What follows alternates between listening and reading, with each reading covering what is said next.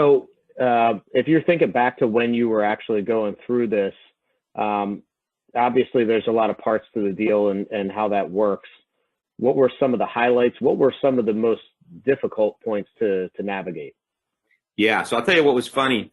The first company I sold, I was still in my 20s. I wasn't very sophisticated, hadn't been through the process before, and had a nice little, $2.5 million company that I built, through my early 20s. It was a nice company. It wasn't, the biggest company in town or anything, but, it was profitable. It had good density. And Scott's kept knocking on my door asking me if I wanted to sell a company. And I kept saying no, because I was happy running my company. I was making a nice living. I didn't want to sell it. It wasn't part of my radar screen.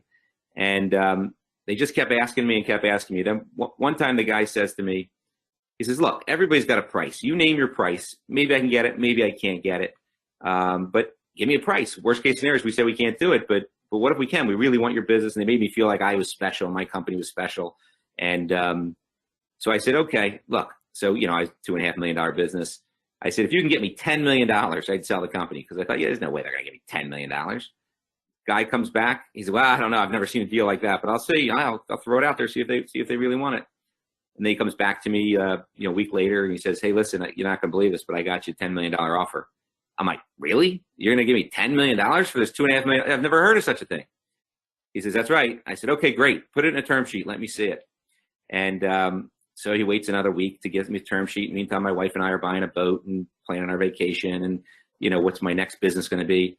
And he gives me a term sheet with a $10 million price. Of course, it had a 20-year payout. So he was going to pay me out over 20 years with a bunch of caveats as to whether this happened or that happened, as to whether I was actually going to get the 10 million out over 20 years. Well, of course I wasn't going to take a 20-year payout, and he didn't think I was going to take a 20-year payout. But here's what he did get. He got me engaged, because then I said, well, that's ridiculous. I thought this was going to be a cash offer. I didn't think it was going to be a 20-year term. He says, well, look, there's two things that are negotiable: price and terms. You got to name the price. We get to name the terms. Because if you don't like those terms, it's no problem. We can negotiate terms, but of course, price is going to be negotiated at the same time. So it was a pretty interesting way to get me to the table and get me to start talking. And then we went back and forth and ended up getting, a fair deal. Felt good about the sale, but it was nowhere near that $10 million. It was about a third of that.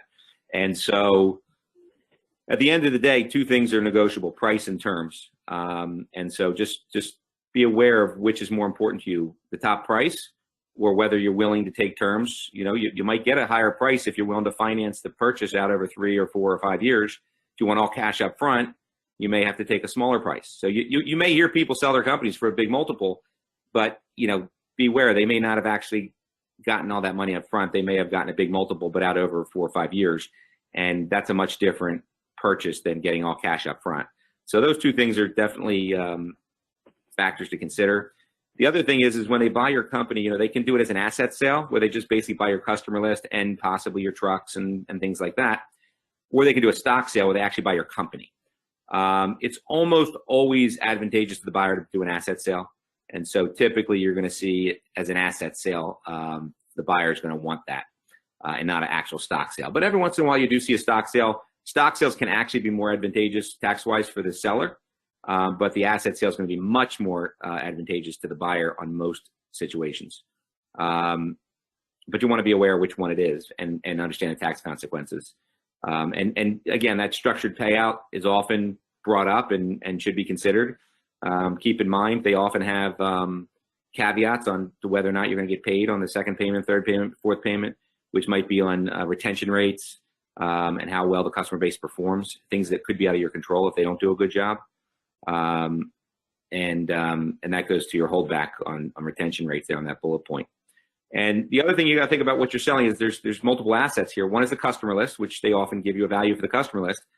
Then you got to look at your trucks and equipment and what that might be worth, and that's a separate valuation.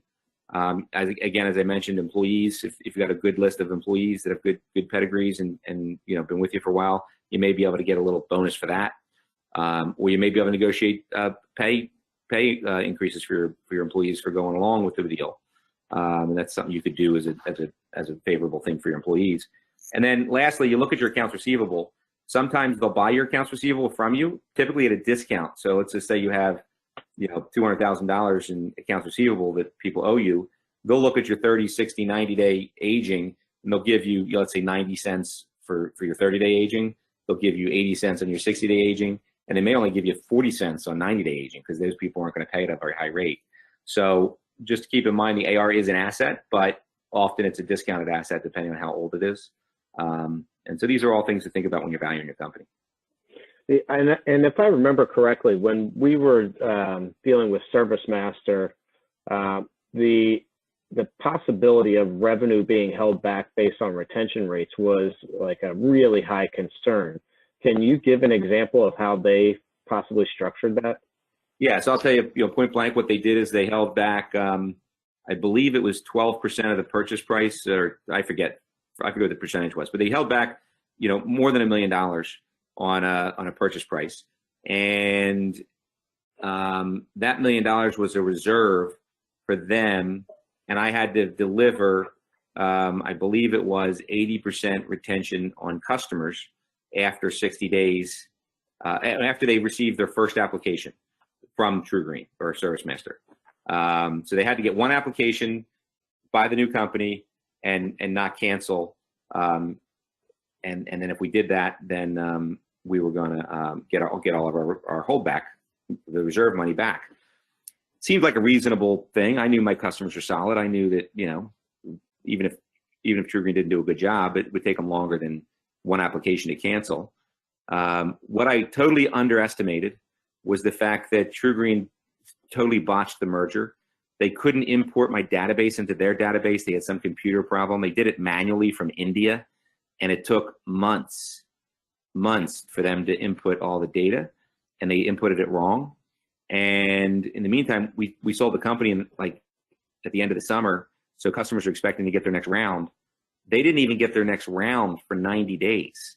So customers that were expecting an application never got their full application, their early full application, and because they couldn't do the merger. In the meantime, then TruGreen shows up and does like 2 applications at once, tries to catch up. They didn't return anybody's phone calls.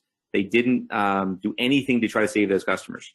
And so as a result, they had like, I don't know what the number was, but let's just say 35% cancel rate, and I was projecting 20 or better to get my holdback. Well, at the end of the day, they didn't pay me that last payment, and they argued that their cancel rate was lower than what I agreed to give them a holdback on.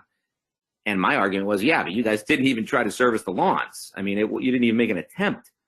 And anyway, at the end of the day, they're a bigger company with better lawyers, and I lost that money.